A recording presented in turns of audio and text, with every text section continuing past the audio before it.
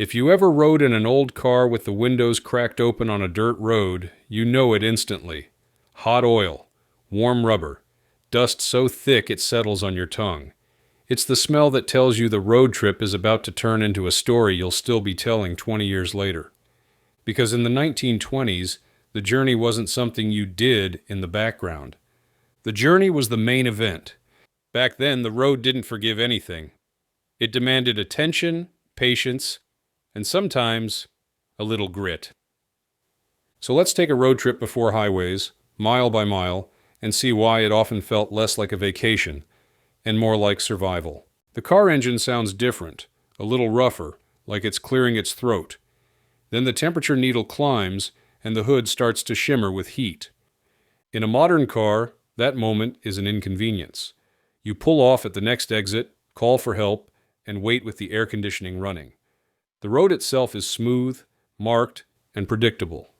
It's a controlled environment. You don't feel exposed. But this is a road trip before highways, before the world was paved into a promise. Out here, the shoulder is not a shoulder. It's a soft edge of dust and weeds. Beyond it, there's a ditch, then a fence, then fields that go quiet and wide under a sky that doesn't care where you're trying to go. The road is narrow, the surface uneven, and every passing truck throws a fresh cloud of grit that lands on your face, your clothes, and the inside of your mouth. The driver eases the car to a stop. The engine is still running, but it's not happy. There's a faint ticking as metal cools unevenly. Someone in the back seat shifts and coughs. A child's shoe scrapes the floorboard. A lunch basket bumps against a suitcase. The whole inside of the car feels close and warm, the air flavored with dust, leather, and the faint sweetness of sun-baked fruit. This is how many road trips began, not with a postcard view, but with a roadside pause and the knowledge that the day could change in a minute. Because before highways, the road trip was not a straight line. It was a negotiation. It was a gamble. It was a skill you learned, a patience you practiced, and a kind of quiet courage you carried without ever naming it. People today talk about the romance of old travel. They imagine open roads and carefree driving. They imagine a simpler time when you could just point the car toward the horizon and go. But the truth is, the horizon did not cooperate. The road did not cooperate. The car did not always cooperate either, and yet families still went. They drove to visit relatives 2 towns over. They drove to a lake because someone heard it was beautiful.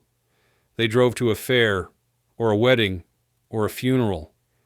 They drove because the car promised freedom, and even when it betrayed them, that promise was hard to put back in the garage. So let's take a road trip, the way it would have felt then. Not as a list of facts, but as a day you can live inside. A morning departure, a map folded and refolded until the creases give out. A tire that slowly sighs its air away. A gas stop that's part repair shop, part local news desk. A hotel that may or may not have clean sheets. A night drive under weak headlights where the darkness feels thick enough to touch. And through it all, the quiet understanding that you are not just traveling. You are managing a small, moving machine in a world that was not built for speed yet. The day starts early. It has to. If you want to arrive before dark, you leave before the sun is fully awake. That's not a preference. It's strategy. Because darkness on these roads is not a mild inconvenience. It's a risk you plan around. In the yard, the car sits like a promise made of steel and hope. It's not shiny the way new cars are now. It has the look of something used, something relied upon, something that has already proven it can get you to town and back if you treat it right. The tires are thick and sturdy by the standards of the time, but everyone knows they are also the weak point. They are rubber, and rubber can be cut, punctured, or torn by a careless stone. The driver checks them first, not with a fancy gauge, with a look, a press of the thumb, a practiced sense of what soft feels like. He crouches down and looks for cracks, bulges, nails. He runs a hand along the tread and picks out small stones. He checks the spare, because a spare that is flat is not a spare at all. Then he opens the hood. This is not a dramatic moment. It's routine. He looks at belts, hoses, the radiator cap. He checks oil. He checks water. He checks what can be checked, because once you're out there, you might not have a shop nearby. And even if you do, shop can mean a man with a wrench and a good heart, or it can mean a locked door and a sign that says he's out on a call. Inside the house, the packing sounds are familiar. A suitcase opens, a drawer slides, a lid snaps shut. There's a particular rhythm to packing for old travel, because you are not packing just for people. You are packing for the road. Food goes in first, because you do not assume you will find a restaurant when you need one. A basket carries sandwiches wrapped tight, maybe hard-boiled eggs, fruit, a slab of cake cut into thick pieces, and a thermos if you have it. Water is not a small detail. Water is the difference between comfort and misery. People often carry extra, not just for drinking, but because a thirsty engine can end the day. Then come the small things that become big things later. A blanket, a coat, a rag, soap, a tin of ointment, a flashlight, matches, a piece of rope, a few folded newspapers for wiping hands or wrapping something fragile, a spare shirt because dust does not respect your plans. If there are children, someone reminds them not to bring too much. And if it's anything like most families, the children bring too much anyway, because a road trip feels like a small adventure, and an adventure deserves treasures. A toy, a book, a small tin of candy, a doll's dress. Things that will be rediscovered halfway through the day, and then forgotten again when the scenery takes over. The map is last, not because it's least important, but because it's the thing everyone wants to believe they won't need much. The map is folded too big and too stiff, printed with lines that promise order. But the family knows the truth. The map is a suggestion. It cannot tell you where the road is washed out. It cannot tell you where a bridge is out. It cannot tell you which turn is marked with a sign and which turn is nothing but a narrow path between trees that looks like it might lead to someone's barn. If you are lucky, you have a guidebook from an auto club, something that lists routes and towns and maybe even where to find fuel. These books are prized because they reduce uncertainty, but they don't eliminate it. There is always uncertainty. That's part of what makes this kind of travel feel alive. The engine starts with a sound that is not quiet. It is a mechanical wake-up, a series of movements and combustions that announce themselves. The car vibrates as it settles into idle. Everyone in the house knows that sound. It is the sound of departure. The family piles in. Getting seated is not the smooth choreography of modern cars with their wide doors and easy seats. It's a small scramble. Someone steps on someone's foot. Someone bumps their knee. The lunch basket is wedged near the floor. A suitcase is shoved behind a seat. The driver adjusts his cap. Someone in the front seat pulls a scarf tighter around their neck, even though the day will be warm later. Morning air still carries a chill. Then the car rolls out.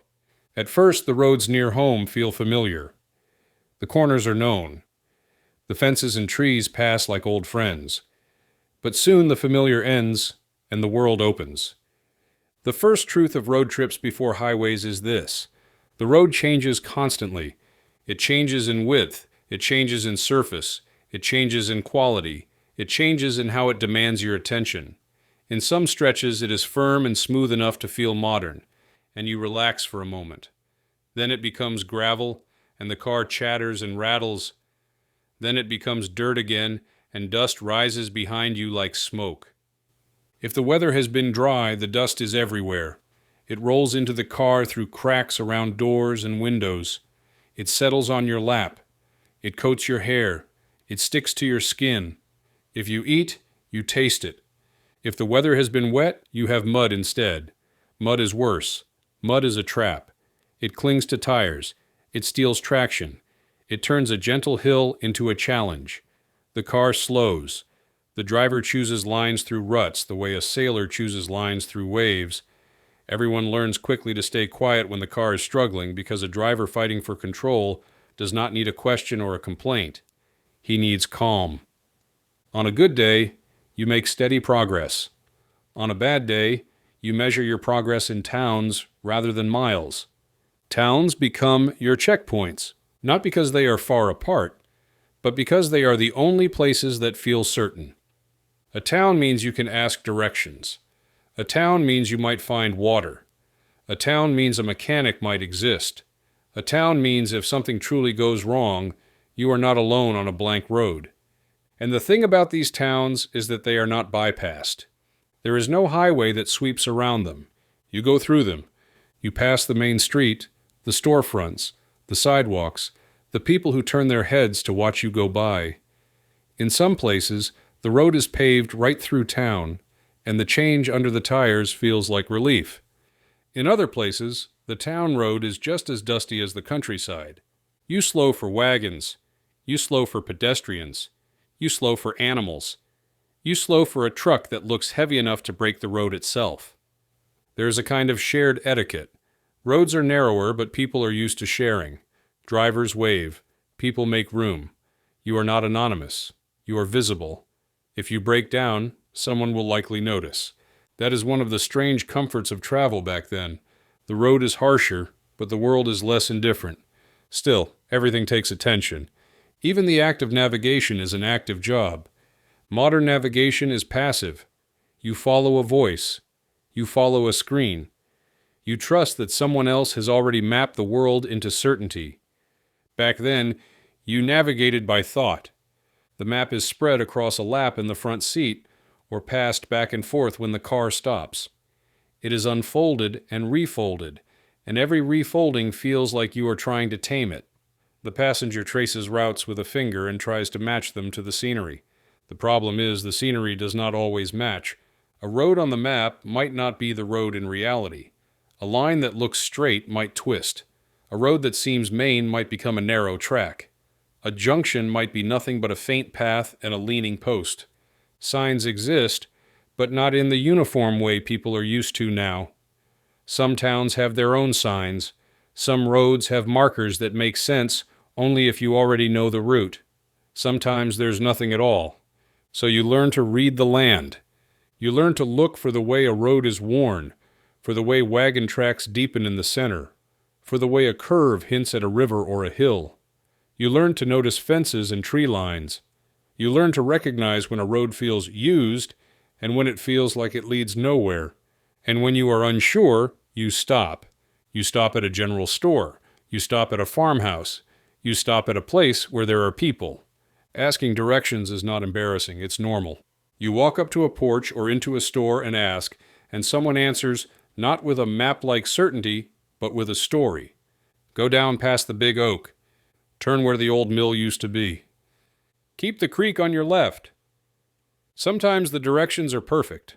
Sometimes they are confident and wrong. Sometimes they depend on landmarks that have shifted or disappeared. And sometimes the directions come with a warning. Don't take that road if it's rained. That bridge is shaky. That hill will make your car boil. Those warnings matter, because your car is not just transportation. It is a small, hot machine that can be defeated by geography. As the day moves on, the car becomes a kind of traveling room. People settle into habits. The driver listens to the engine. The passenger watches the road and the map. Children find ways to entertain themselves. Someone hums, someone dozes, but the road does not let you forget it. It interrupts. It demands. A rock hits the underside of the car with a hard sound that makes everyone flinch. The driver slows. He listens. He keeps going, but now he's alert. The car passes over a patch of gravel that feels like marbles under the tires. The steering gets lighter. The driver grips a little tighter. A truck approaches from the other direction, throwing dust like a storm. Everyone turns their face away. Someone covers their mouth. You begin to understand why people dress differently for travel. Caps, scarves, glasses, coats that could take dirt, shoes that could step into mud without complaint. A road trip was not clean living. It was a little rugged by default.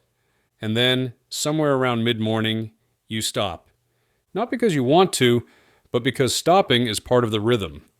Fuel in this era is not a simple convenience. It is something you manage. Gas stations exist, but they are not everywhere, and they are not identical.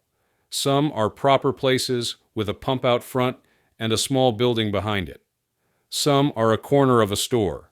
Some are a mechanic's place that happens to sell fuel. Some are nothing but a pump near a road with a sign and a man who comes out when he hears your car. And even the fuel itself carries uncertainty. You want good fuel. You want the right kind. You want it clean. But there are places where you don't really know what you're getting, and people talk about it the way they talk about weather, with a kind of resigned realism. At the stop, the driver stretches his legs. He opens the hood and checks water, because overheating is not a rare drama. It's a constant possibility. Radiators are worked hard, especially in warm weather, especially on hills, especially when you've been pushing through soft roads that make the engine strain. Someone wipes the windshield. If you've never driven behind wagons and trucks on dusty roads, it's hard to imagine how quickly the glass becomes opaque. Dust coats it, bugs smash against it, the sun makes it glare. You wipe it with a rag and it becomes a muddy smear, so you wipe again. The stop is also a social moment. The attendant might know the road ahead. He might warn you about a washed-out section. He might tell you which route is better. He might also look at your tires and say something that makes your driver's face tighten. Because tires are always the worry. They carry the entire trip on their backs. And before modern road surfaces, tires live a hard life. There is a kind of low-level anxiety that travels with you, even on a good day. You listen for the sound of a tire going soft. You watch for a wobble. You feel for changes in the steering. And when the day is dry and dusty, you can't always see a nail or sharp stone until it has already done its work. The first tire problem rarely announces itself with a bang. It whispers. The car begins to pull a little. The ride feels uneven. The driver notices because he is paying attention. He pulls off where the ground is firm enough to hold the jack. He stops. He gets out. He walks around the car and looks, and there it is, a tire that is slowly surrendering. This is when the reality of early motoring becomes clear. A flat tire is not a disaster. It is an expected inconvenience. It is a problem you are supposed to be able to handle. The driver pulls the jack out. He sets it carefully. He uses blocks if the ground is uneven. He loosens lug nuts with effort. He wipes sweat from his forehead with the back of his hand. Dust sticks to the sweat and makes a paste. The family waits. Children are told to stay back because a moving car on a jack is dangerous. Someone sits on a rock. Someone holds the lunch basket so it doesn't tip. Someone offers a rag. The spare is mounted. The flat is examined. Sometimes it's a nail, easy to spot. Sometimes it's a tear. Sometimes it's a puncture you can patch later if you have the right kit and the patience. You keep moving. But the day has now taught you something. It has reminded you who is in charge. Not you. The road. As the miles pass, the landscape changes. Fields become woods. Woods become open land. Small towns appear like islands and disappear behind you. You cross bridges that feel narrow. You climb hills that make the engine labor. You descend slopes where the brakes get more use than you want to give them. Brakes in this era are not the confident, invisible system people take for granted now. They are mechanical. They require attention. They can fade if used too hard. Drivers learn to downshift. They learn to use the engine's resistance to help slow the car. They learn to be cautious, because there is no safety net of modern engineering. And all the while, you are aware of time. Time is different on these trips. You do not calculate arrival with precision. You estimate, you hope, you adjust. If you are making good time, you feel a small thrill. If you are losing time, you feel tension. Because you want to arrive before dark. Dark is where the road becomes a different creature. But before we get to dark, there is the middle of the day, and the middle of the day is where the road trip becomes personal. This is when you stop not just for fuel or repairs, but because your body demands it. You find a place to eat. Restaurants exist, of course, especially in towns, but you don't assume you'll find what you want when you want it. You don't assume it will be clean. You don't assume it will be fast. And in many rural stretches, there may be nothing at all. So families often eat outdoors. A roadside picnic is not a cute tradition. It is practical. You pull off near shade if you can find it. Under a tree. Near a field where the wind moves through grass. perhaps near a creek if the ground is firm. You lay out a blanket or newspapers. You open the basket. You unwrap sandwiches. You pass around fruit. Food tastes better outside, even simple food. The air makes it taste like freedom. But the dust is always there too, and someone brushes it off a piece of bread and pretends it's nothing. The car sits nearby, cooling, making faint ticking sounds as metal relaxes.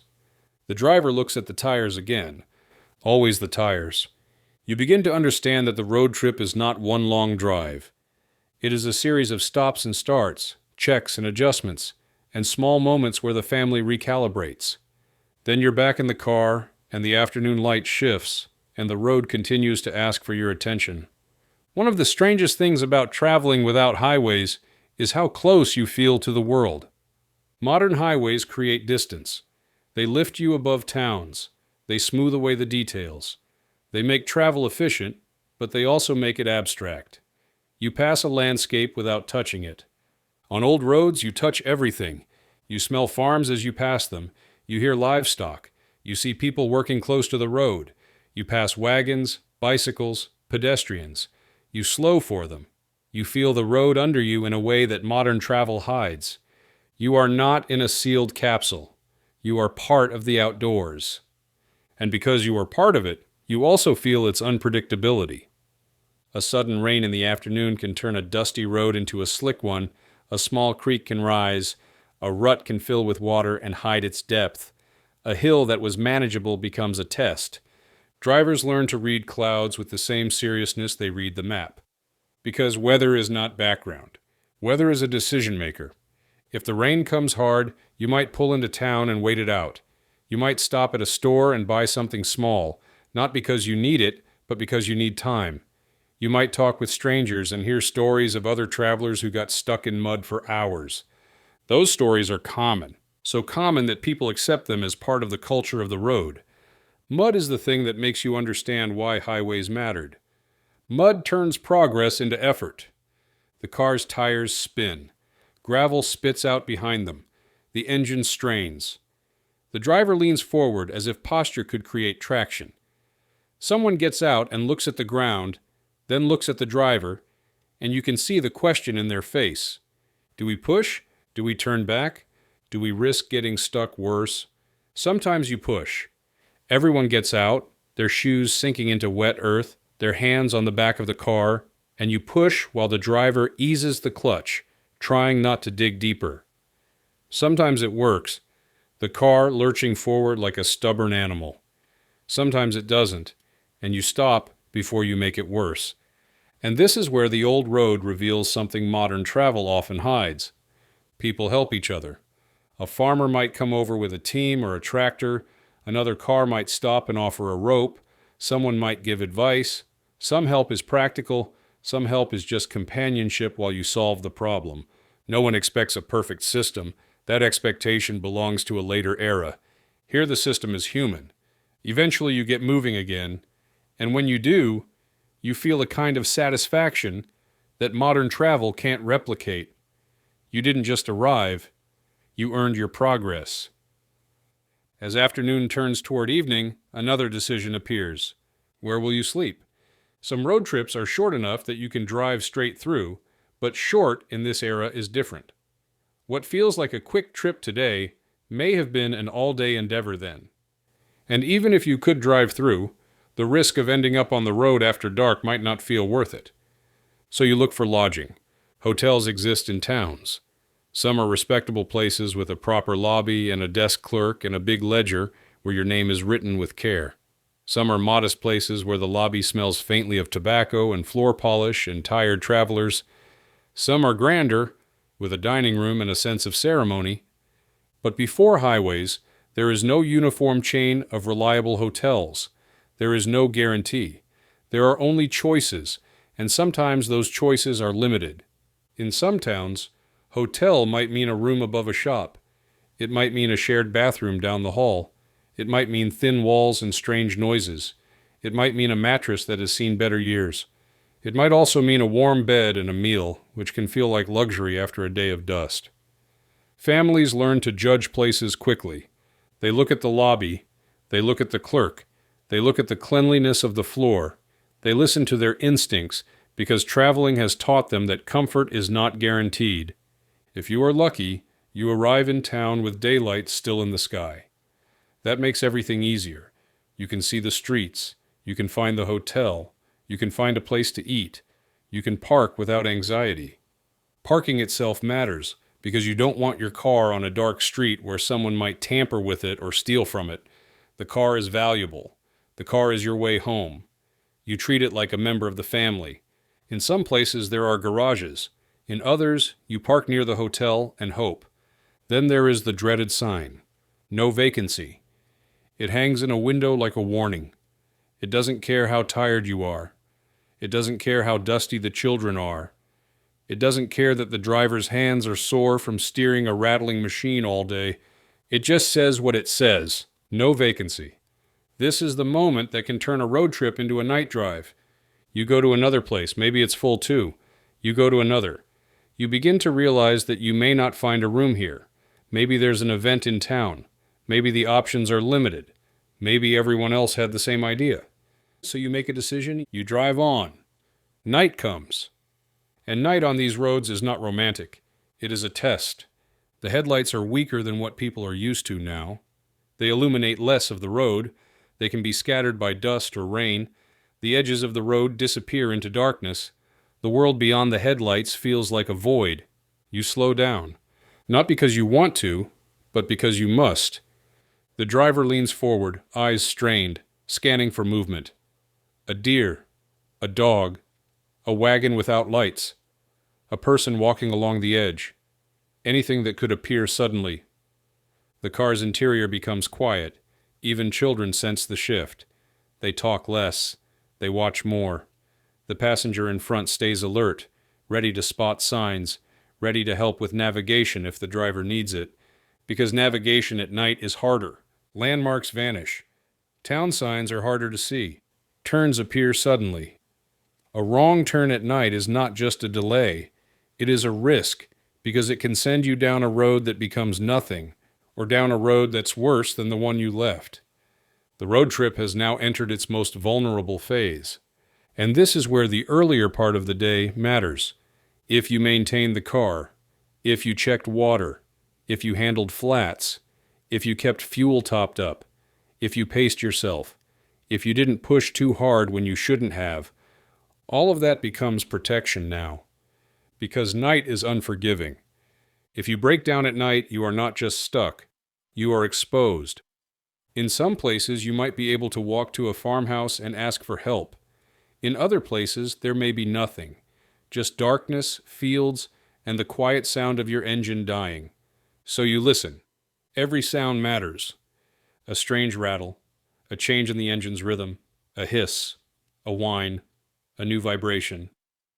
The driver's relationship to the car is intimate in this era. He knows its moods.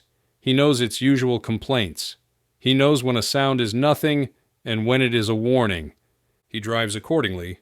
And then, because the road likes to remind you who is in control, something happens. It could be small. A stone, sharp enough to puncture. A nail on the edge of a road. A tire, already tired from the day, finally giving up.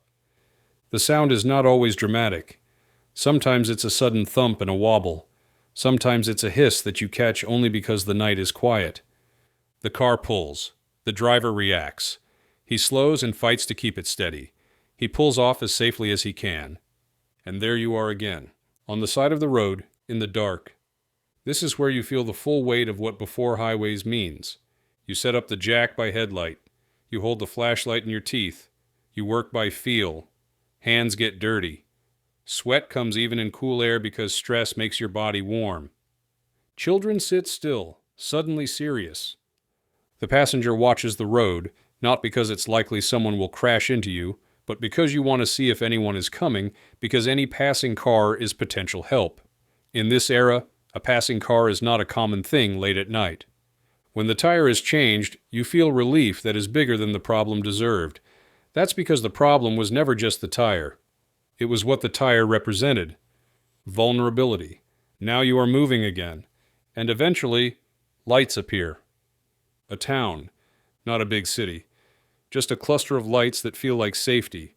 You drive slowly through dark streets. You find a hotel. Maybe it has a dim lamp in the lobby. Maybe the clerk looks up from a newspaper. Maybe he seems half asleep. But he is there, and that matters. A room is offered. A key is handed over, and now the trip shifts again, from travel to rest. The room is simple. It smells like soap and old wood and something faint you can't place. The bed is made. The sheets might be crisp, or they might be tired. There might be a wash basin. There might be a pitcher of water. The bathroom might be down the hall. But after a day on the road, almost any bed feels like comfort. You wash your face. You wipe dust from your neck. You rub your eyes. The day has left a film on you, not just physical dust, but the mental dust of constant attention. The car is parked outside or in a small garage. The driver checks it one last time, almost like a parent checking on a child. He makes sure the doors are locked. He makes sure nothing valuable is visible. He touches the hood, feeling warmth, feeling the day's work still inside the metal. Then he goes inside, and when you finally lie down, the road does something strange. It keeps moving in your body. Your muscles still feel the vibrations. Your mind still hears the engine. If you close your eyes, you can still see the road unfurling. You can still feel the car pulling slightly to the left, or the way the steering wheel fought you on gravel. This is a kind of travel modern people rarely experience.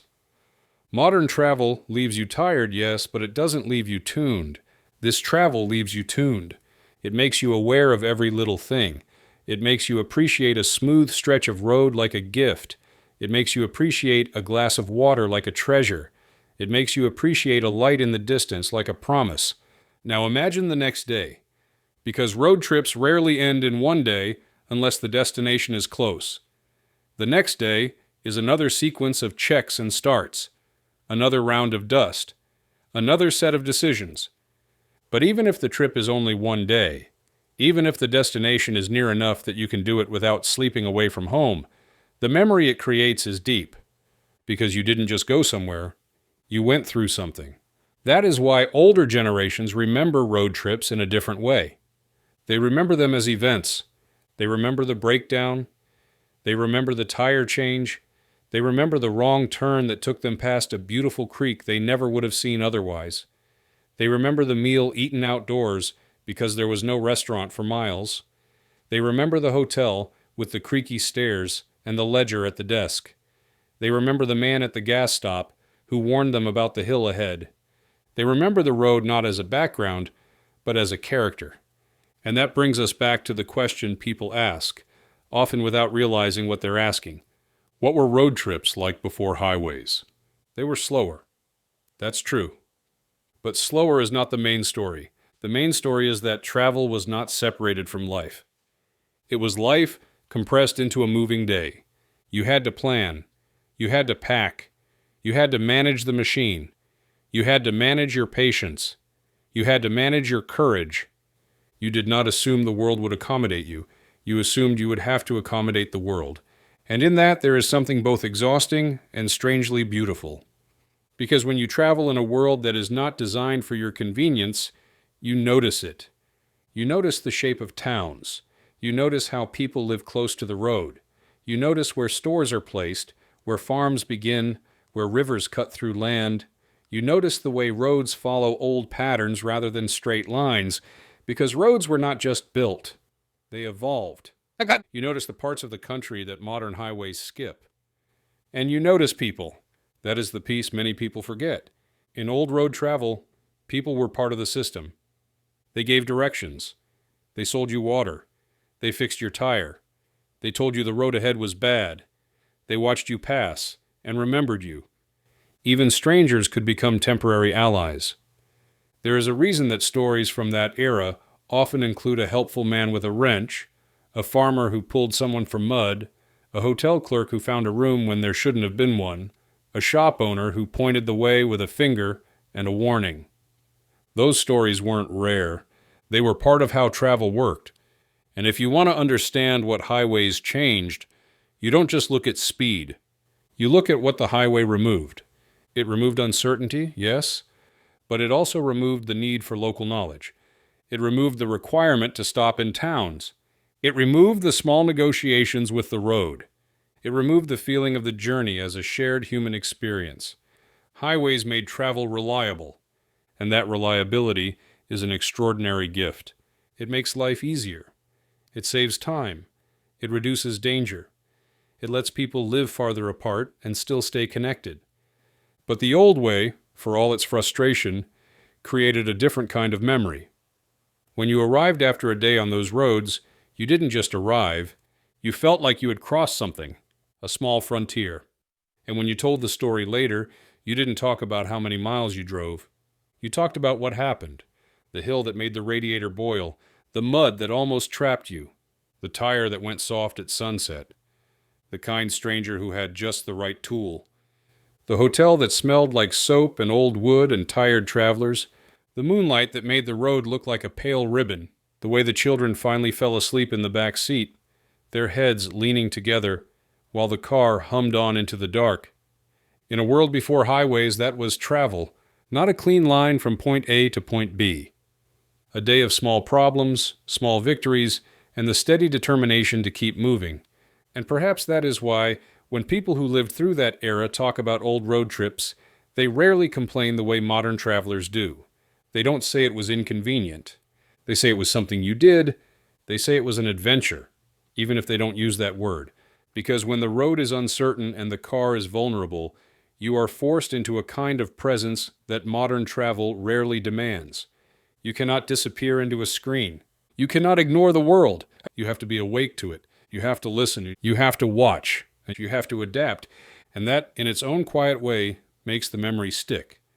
So if you ever find yourself on a modern highway, moving smoothly at a speed that would have seemed impossible then, take a moment to imagine the older road beneath it.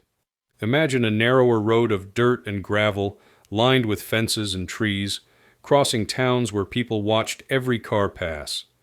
Imagine a driver with both hands on the wheel, listening to the engine, checking the sky, and planning the next stop because the next stop was never guaranteed. Imagine a passenger with a map in their lap, tracing routes with a finger, looking for landmarks, and asking strangers for directions in towns that the highway will never even touch. Imagine a family eating sandwiches under a tree because they could not assume the road would provide anything else. Imagine the dust on their clothes, the grit on their lips, the ache in their arms from holding steady through ruts and gravel. Imagine the relief of a paved stretch through a town, the comfort of a gas stop that felt like civilization, the quiet joy of seeing lights in the distance after a hard stretch of road. That is the world the highway replaced. And once you can see that, you can understand why those old road trips were remembered the way they were. Not as a commute, not as a mere distance, but as a lived journey, mile by mile, stop by stop, human to human, in a country still learning how to connect itself. That is what before highways really means. It means the road did not promise you anything, and you went anyway.